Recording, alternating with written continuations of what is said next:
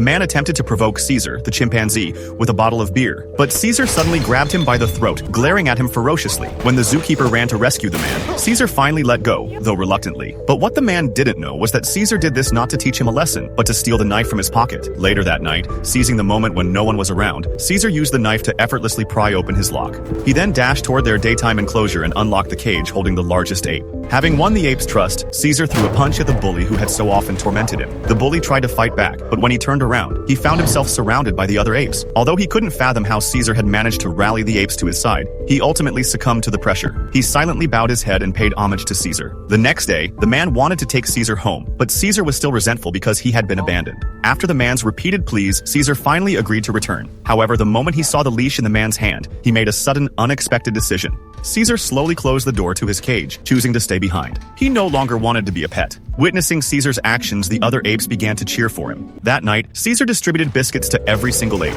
The apes ate happily, yet they could not understand why he was doing this. So, Caesar patiently explained to an orangutan named Lola, a single stick is easily broken, but when bound together, they become unbreakable. The orangutan grasped the wisdom behind Caesar's words, yet she felt the other apes were simply too dim-witted. She believed Caesar was wasting his time. Just then, Caesar observed a zookeeper entering the access code for the gate. He silently committed the sequence to memory. In the dead of night, Caesar quietly slipped out. Correctly entering the code, he escaped across the sanctuary's rooftop, raced toward his former home, and retrieved the virus from the refrigerator. He then returned to the sanctuary and, while the apes were still fast asleep, released the virus. The following morning, Caesar inspected each ape one by one, discovering that their pupils had turned green. His own pupils too had taken on a greenish tint. At that moment, they appeared to be even more intelligent. Almost simultaneously, the zoo director noticed that something was amiss. The monkeys, who usually only care about playing, are now standing in neat rows. Caesar slowly turned around and looked the director directly in the eye. Meanwhile, more apes quietly retreated into the background. Although the director did not know what was happening, he did not give it much thought. That evening, all the apes returned to their respective cages of their own accord. Just as a zookeeper was about to lock the cage doors, he suddenly spotted Caesar standing outside.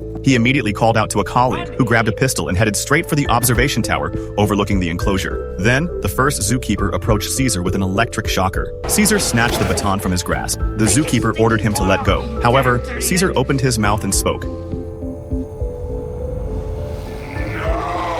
By the way, if you want to see more, this movie is called Rise of the Planet of the Apes.